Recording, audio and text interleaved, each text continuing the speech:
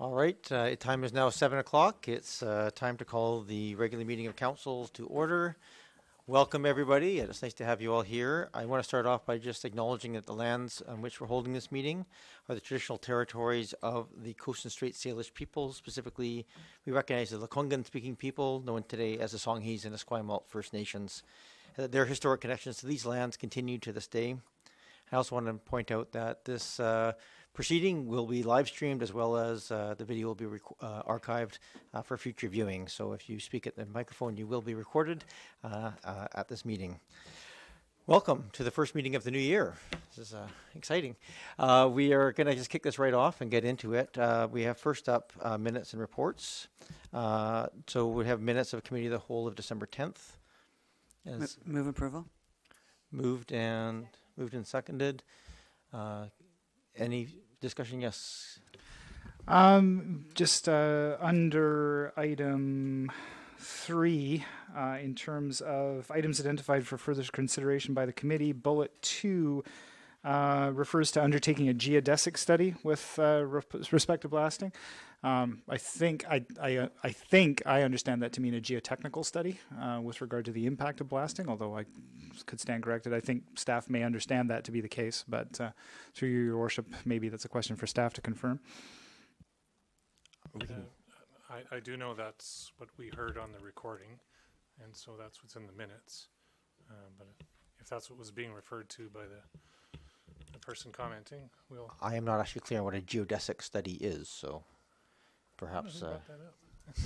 I believe that was Councillor Green that made that comment. So, sorry, I don't mean to speak on behalf of Councillor Green. Maybe she can clarify. Councillor Green, are you... Yes, thank you. That was my request, and it had to do, through you, Chair, to staff with it related to the blasting proposed for that site on Prospect Place. So I was hoping for a full geodesic analysis of what the impacts of potential blasting there.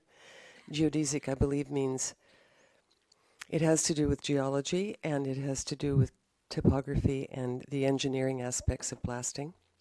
As long as the minutes are recorded accurately, I think that's all we care about at this table. So, thank you.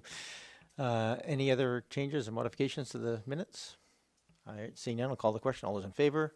Opposed? Not opposed? Next up is the council meeting of December 10th. Move approval. Second. Moved and seconded. Any other discussion, changes? Seeing none, I'll call the question. All those in favor? Opposed? Not opposed? The special council meeting of December 12th. Move approval. Second. Moved and seconded. Any discussion? All those in favor? Opposed? Not opposed? And last but not least, the special council meeting of January 7th. Move approval. Second. Thank you. No discussion. I'll call the question. All those in favor? Opposed? Not opposed? Thank you very much. And thanks for making those changes, the minor changes to the spelling. Mayor's remarks. I just have a few, but it's been a while. We've had, despite this being the 14th of January and getting sworn in on November 5th, this is actually only our third regular council meeting since that time. And obviously it's been a while with Christmas break and now here to get us here. So I thought I would just say a few words of updates to the public and just and even council to let people know what's going on. First, I just want to thank the staff, both local here and regionally, for the orientation sessions that were put on. This council has gone through multiple orientation sessions to bring everybody up to a nice level foundation of knowledge so that we're here and able to discuss things and manage them in an effective way. I also want to just thank staff. We are now publicly underway with our quest for a permanent chief administrative officer, but there's been a lot of work done both by the council as well as staff to get that underway, and thanks to our interim CAO and our Director of Corporate Services and our Director of HR, who are all actively engaged on that file, and so thank you for that time. Also, something that hasn't been seen, but we're just starting to get the first taste of it, is a lot of work being done on our procedures bylaw. That affects all kinds of things, of ways of getting information to this table and to the public, and you'll start seeing some of those changes coming to council for consideration very shortly, and but there's a lot of work going on and feedback to make sure that that's meeting the needs of our community. And I'd like to just acknowledge the work of the Community Engagement Working Group that was put together, because a lot of that feedback is going into that process as well and being interpreted. Fourth, we have been busy on budgeting, and while this being not public to this point, Ms. Carter, our Director of Financial Services, and our CAO, interim CAO, Ms. Varela, have been very busy working on that.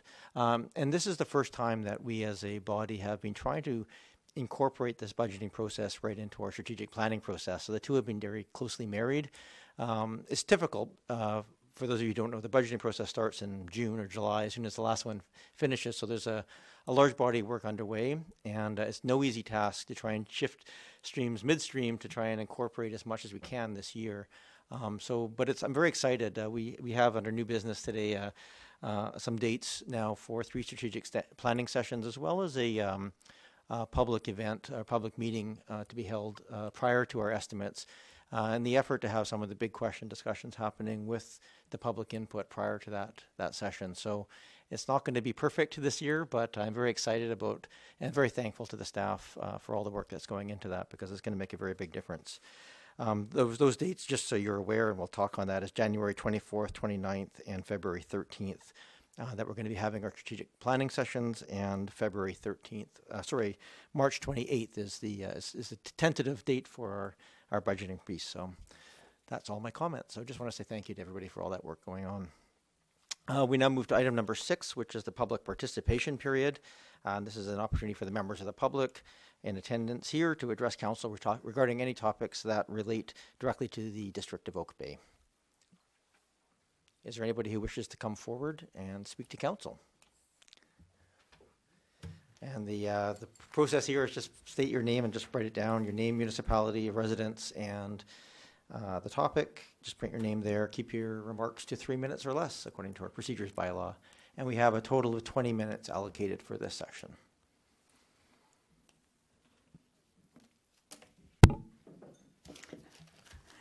Yes, thank you, Mayor and Council. My name is Jake Richardson. I'm a resident of Oak Bay, and I want to just have a few brief words about time and transparency, and this may relate to what you were just talking about, process. I'm asking Council for at least 1 month of public access to the Oak Bay United Church development proposal after the staff review is completed, and before the Committee of the Whole and or public hearing. I'm not quite sure how those processes go in line. This seems reasonable. BC Housing has more than 20 taxpayer-funded staff working on this file. The church development team has 5 people plus a whole coterie of paid consultants. So they get a lot more information than is given to us. I think the scope of the application is probably best illustrated by planning staff. In denying a request for access to the traffic study, they opined there would be no point, as at 300 pages, the traffic report is incomplete. So I don't know what you're doing the weekend before the Committee of the Whole, but okay. And this is only one report. It seems incongruous that so many people not directly affected by this proposal have ongoing access to detailed information, while those immediately impacted do not. Neighbouring homeowners for many blocks around will be affected by the outcome of this proposal physically, environmentally, emotionally, and financially for the rest of their lives. The whole citizenry of Oak Bay will have to deal with the potential redesign of our entire municipality. Please, I don't question the veracity of your literacy or numeracy skills, but please add enough time to give yourselves and the taxpayers time to give to make fully informed and carefully considered opinions and recommendations. Thank you. Thank you. Is there anybody else who would like to come forward and speak to us? Seeing none, anybody else? I'll ask one more time just to make sure. Anybody else coming forward? Thank you very much for that. We are moving on now to item number 7, which is the Oak Bay Advisory Design Panel minutes.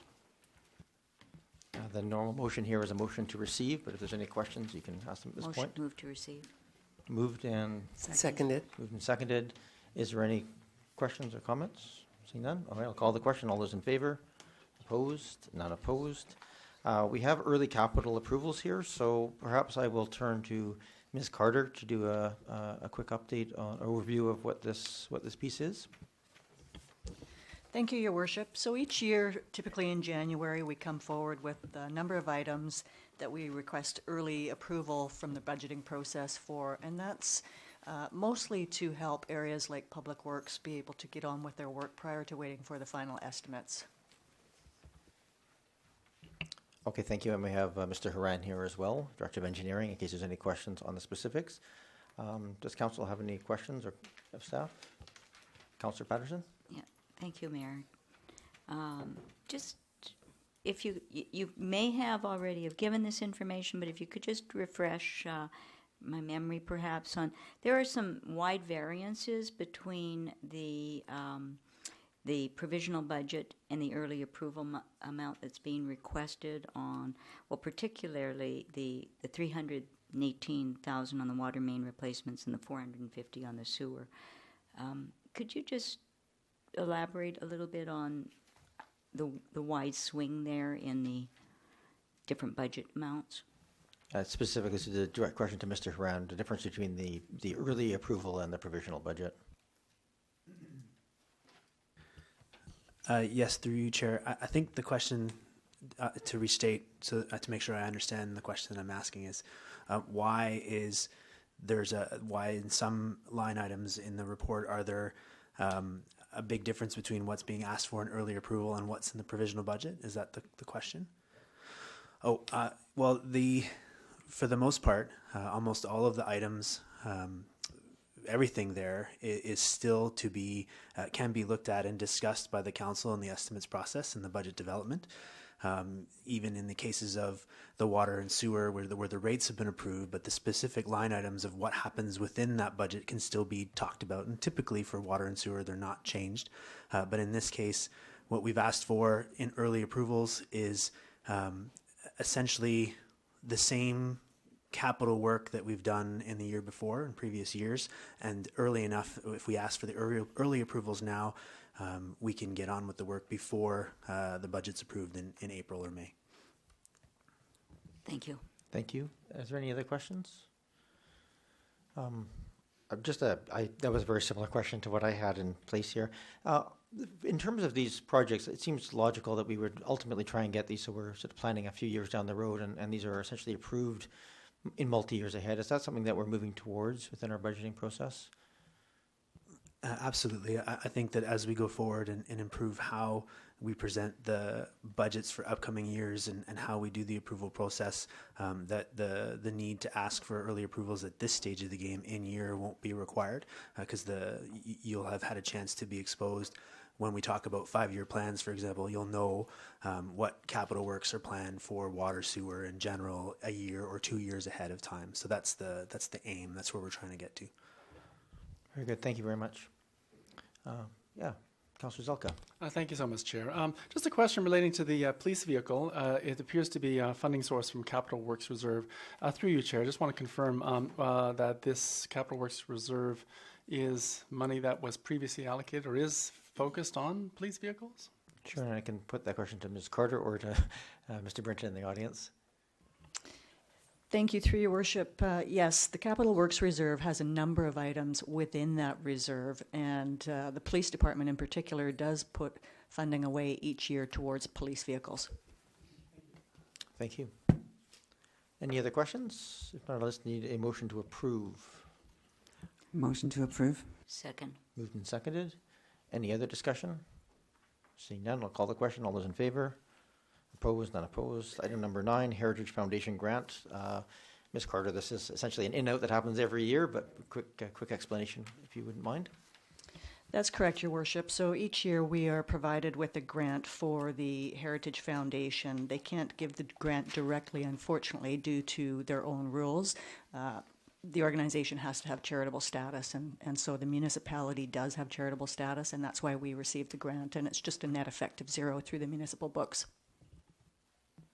Okay, thank you very much. Any questions of staff on this one? If not, I'm just looking, the motion is there that as written, you can just move as written or you can read it aloud. Move to approve staff recommendation to process Victoria Foundation grant and issue grant to the Oak Bay Heritage Foundation to be used towards the endowment fund. Second. Moved and seconded. Any further discussion? Seeing none, I'll call the question. All those in favor? Opposed? Not opposed? Thank you very much. Item number 10, this is a council appointment. And I'll just explain this one because this is my error. When I made the recommendations for appointments, there are two that have Royal McPherson in their name. The main one, which we appointed Councillor Ney to, is the Royal McPherson Theatre Society. The second one is a subcommittee of the CRD that informs the Finance Committee, which hasn't met for at least 7 years, I think more like 9 or 10, but is apparently meeting this year. And I was informed by staff that there's a conflict between making recommendations on the finances and sitting on that board. So I have to switch that. And as I sit on the CRD Finance Committee, it makes sense for me just to sit in that pre-meeting. So with that, there's a motion here to make that change to the appointments. Second. Moved and seconded. Any further discussion? No. Call the question. All those in favor? Opposed? None. Thank you very much. Item number 11. Actually, do we have to receive the correspondence as a separate item now?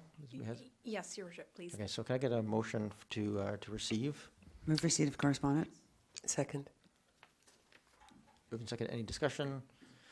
No. Call the question. Then all those in favor? Opposed? Unopposed? Thank you. So I'm just going to catch up on my sheet here. We're moving along pretty quick. We also, now we're just going to move over to our new business process. And the only item official here under new business is this report that you all had on your desk and made it into as a late edition. This is what I mentioned in my opening remarks. It's just a calendar for the information of council and the public to just lay out some of the dates for specifically around our strategic planning and the budgeting process, so we can all put in our calendars the estimates, times, and the public meeting. I think this is an appropriate time. If anybody has any questions of staff, that this is a good place to ask them, or any comments, we'll take them at this time. Otherwise, it's just a motion to receive, and it is flexible. We have to make some tweaks as time goes on, but this is worked on until about 4:30 this afternoon, I think. So, Councillor Green. Thank you. Through you, Chair, I would just like to thank Ms. Varela and the staff for their hard work on this. We had been asking for this, and it helps us to plan ahead. Thank you. Thank you, Councillor Zelka. Thank you, Chair. Through you, again, also thanks to staff for putting this together. It's absolutely wonderful. I just wanted to point out 10% of all men are colorblind. So only 4% or 3 or 4% of women. I'm having a trouble determining some of these colors. I just thought if there's any way of maybe adding some shapes next time, just as a possible improvement, that might help me. Thank you so much. Thank you, Councillor Zelka. Councillor Patterson? Yes, through you, Mayor. And I know this is a work in progress. Thank you, staff, for bringing this forward. It's really nice to get these things targeted earlier in the year. I notice it's just noted on here that June 28th is the date the annual report must be available for public inspection. And I notice on this year's calendar, June 28th is a Friday, right before the Canada Day weekend. So I have a few other things planned, so I'm hopeful perhaps that we can just escalate that date up a little bit to give people who want to attend Canada Day functions and maybe get started on their holidays a little bit of time to actually read the annual report before they leave. Thank you. Sure, thank you. I'll hand it to Mr. Rowley. It's not on this calendar currently, but do you? The notation speaks to the legislated deadline, so certainly staff can strive for earlier given where that sits in the year, but we did want to note the legislated deadline for your benefit. Okay, thank you very much. I'm giving people a moment because this was a late edition, and it doesn't require us to, we're not approving these dates per se, but it's just really for information, but it's a good chance to, if there's questions here, I'll take them to staff. I'm not seeing any, so we'll maybe just get a motion to receive. this? Motion to receive. Second. Moved and seconded. Any other discussion? All right, all those in favor? Opposed? None opposed. I had brought up, I think I'll leave the South Island prosperity thing until we can get it in writing ahead of time. I think that's just my comfort level. Actually, I'll just sound out the under new business as well. I was this year in particular, we've been asked as mayors to attend as in the partners committee for South Island Prosperity Project, and then have an alternate. So I was going to move that, but I prefer to do that in writing ahead of time and then come back. There's no urgency on that, so I think we'll just do it at the next council meeting if that's all right. So, where are we at here? Report on the Capital Regional District. There's not a lot to report right now, but just so council is aware, there's a strategic planning process underway. The new chair, Colin Plant, a councillor from Saanich, is doing a very, very good job of running that board. And there's a number of new committees and pieces as part of that. People here might be of interest that I have been appointed as vice chair of the Housing and Hospitals Committee, which I think is very germane for us in terms of some of the future discussions around Oak Bay Lodge, and also the CRD representative on the Harbour Commission. The other big news I think that's probably worth noting is that, as you probably saw in the news, the province has announced the South Island transportation study that's going to look at more than just the Malahat, but is actually looking at all of the South Island. And so the CRD is involved in that directly on some of the alternate routes because they own those lands, but actually are going to be involved as well on some of the broader transportation discussions as they're mentioning all forms of transportation from water and rail and land. So it's a broader mandate than was originally sort of mooted around the Malahat. So that's going to be ongoing. And that's my report from the CRD. I'm looking for other verbal reports. I have Councillor Patterson and then Councillor Name. You were just a bit quicker on your finger there. So. And I see we do have a member of the Oak Bay's emergency response team here in the audience tonight. But just a very brief update. We got the notice from Crest that the P25 EMS communication system has been activated and it's being rolled out. And I won't talk about that very much because I'm sure it's something that will be covered by our emergency service along the way. Thank you. Thank you, Councillor Patterson. Councillor Ney. Yeah, so some of this council may recall back in the late spring that some representatives from the Royal McPherson Theatre Society came to council to describe some of the developments that they were anticipating around changing, making the use of the Royal McPherson operations more efficient.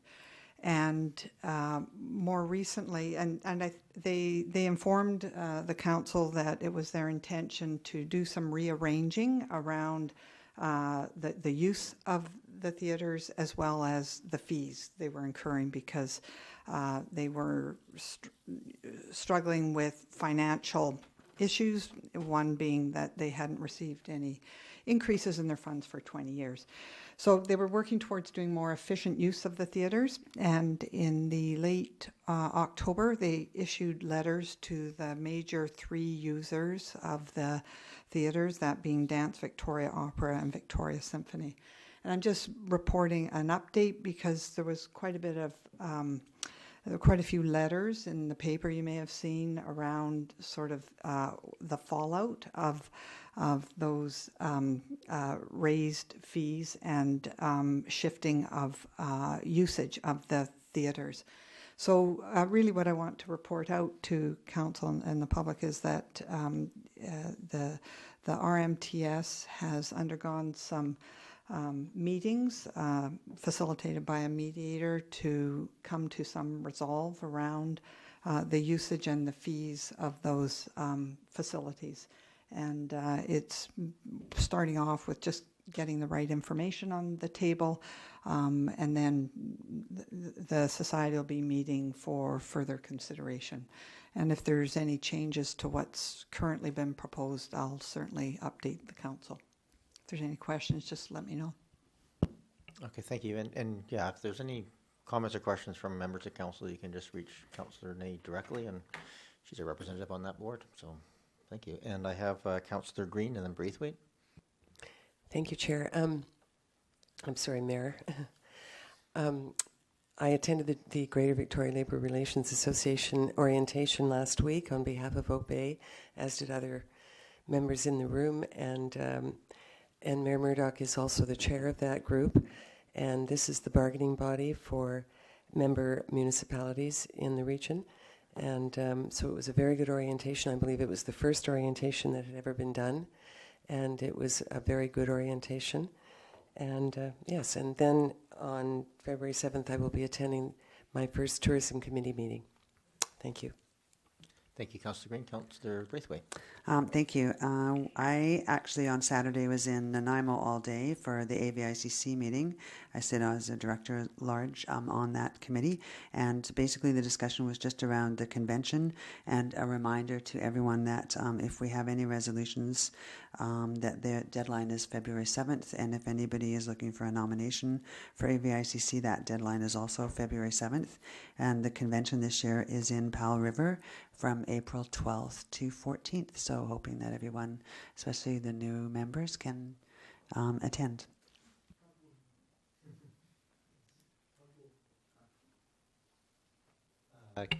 Councillor Appleton.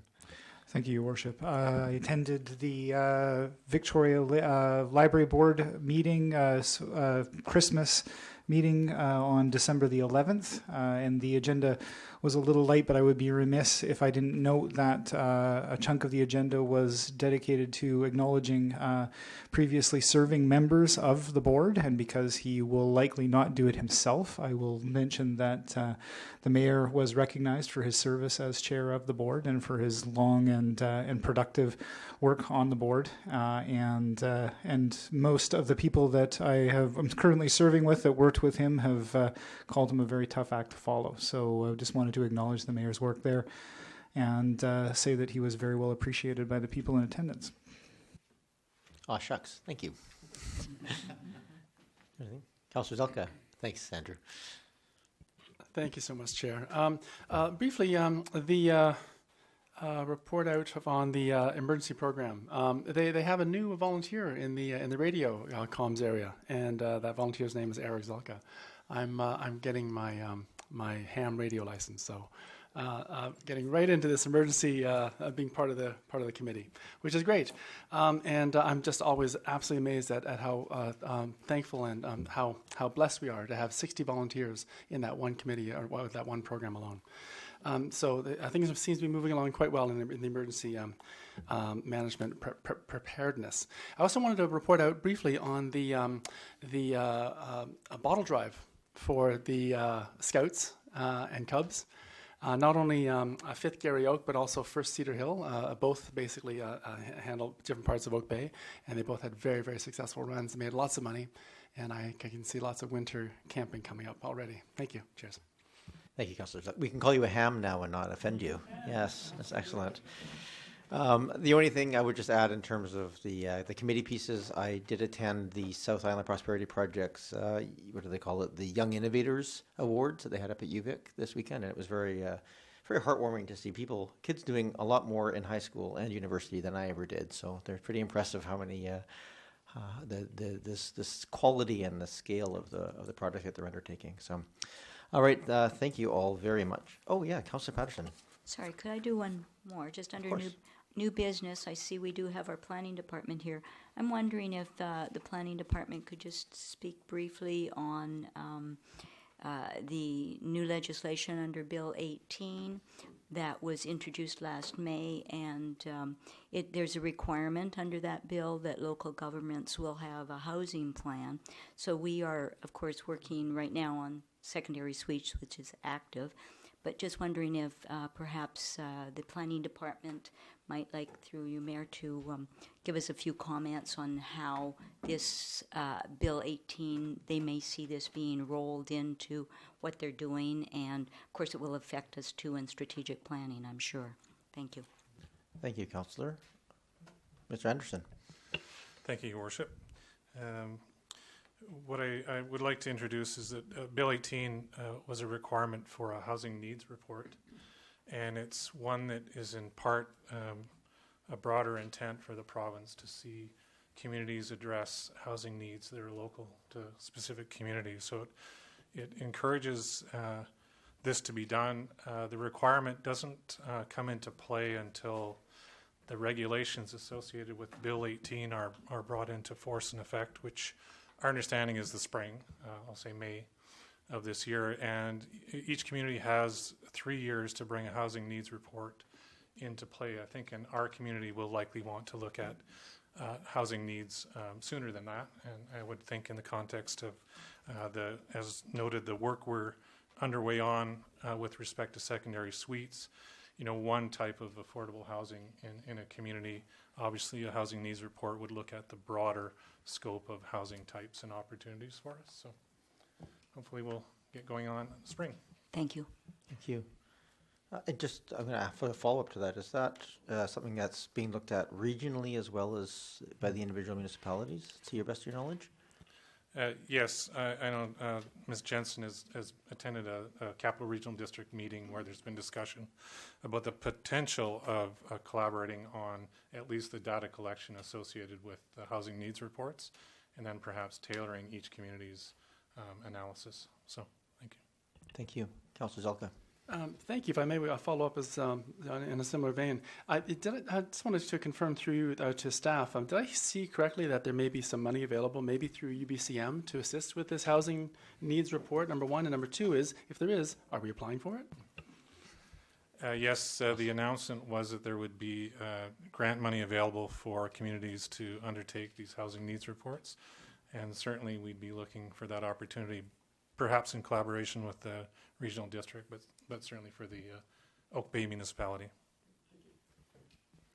Thank you. Any other? We're back here at new business for a while. Anything else? All right. Thank you very much, everybody. That was great to have those updates. We're moving on to item number 13, which is the 3225 Exeter Road Development Variance Permit.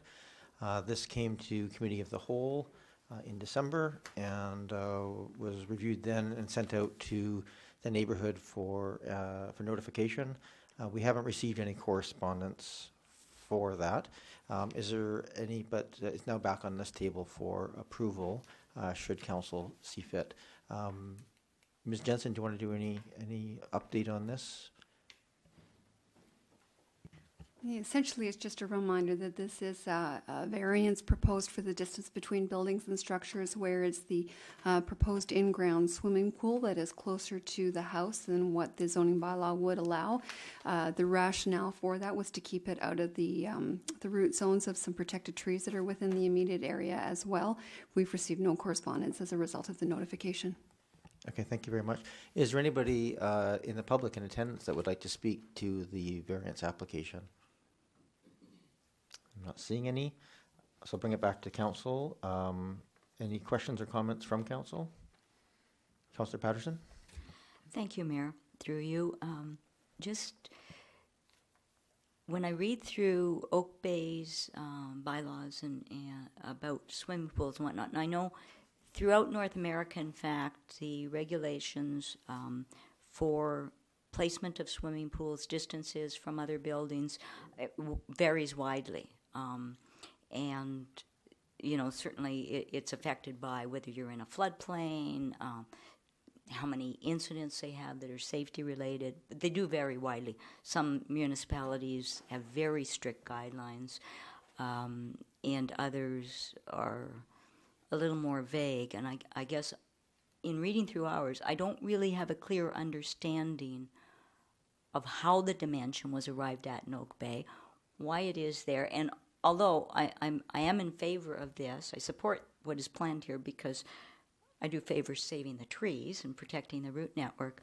But I think maybe that's something that a little clarity. There seem to be a few more applications for swimming pools here now than there have been in the past. And I don't know how closely we've examined the rationale for the placement and the distance from buildings. Well, if staff are willing to answer the question, it's actually a bylaw related to gap between structures when we include swimming pools in that structure. So we don't have one specifically for swimming pools at this point. Is staff interested in trying to answer the question about the rationale for the gap between the buildings? What is that basis on? I can just speak generally to, it would allow for clearances for projections from structures. So it's not, as a distance 3 meters, it's not that different from often a side yard separation, which allows for that clearance for movement and for any projections that might come from either structure, not necessarily a swimming pool, but perhaps there's another accessory structure that might not want to be closer than 10 feet, 3 meters from a house. But I think just generally that's where the basis is for that. So. Thank you. Any other discussion? All right, see none. We need a motion here on the table.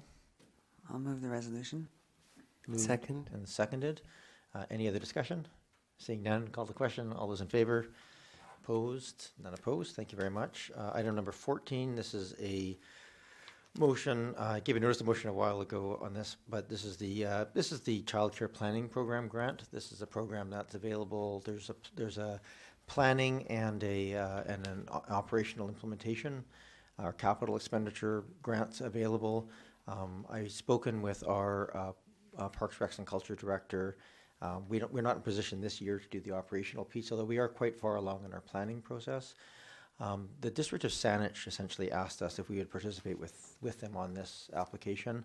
And the province is encouraging member municipalities to work together so that you're doing it more from a regional basis than just individual municipalities. If I'm being blunt, I think Saanich will get a lot more value out of this study than Oak Bay will. We're farther down the path. We have a operating daycare and we have a much more awareness of our needs. However, this is a chance for us to get some more hard data, and which will help us in the application for the operational grant should we decide to seek that in future. So there's no downside to this and a lot of upside, and the primary concern that was expressed to me by the Director of Parks, Recs, and Culture was just the time impact on staff.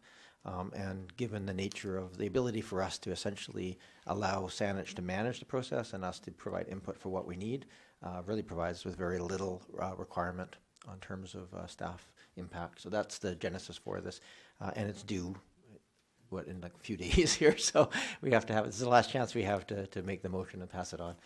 Councillor Braithwaite and then Councillor Zelka. Thank you. Just a quick question. I noticed that in our resolution, or in Saanich's resolution, it names all of the other municipalities that they're asking to partner with them, but in our resolution it doesn't. And I'm just wondering if there's any reason for that. Yeah, the wording of the resolution is actually laid out within the UBCM guidelines for the application. So as the primary, they have to name their potential partners as the primary applicant. So I believe we're the only partner of theirs. I'm not 100% sure if anybody else joined them. But to make the resolution as broad as possible, I believe they just named everybody. As far as we're concerned, we just need to name the entity that is the one actually taking that we're essentially delegating the responsibility of managing it to Saanich. Thank you. Councillor Zelka. Thank you so much, Chair. I absolutely agree with the principle of the resolution, and will be voting in favor of it. I did want to actually just touch up for a moment upon where we anticipate this going with respect to, for example, governance and possibly input into what Saanich is doing with the grant money. So just wanted to have some idea of what you or we were imagining this would transpire in going forward.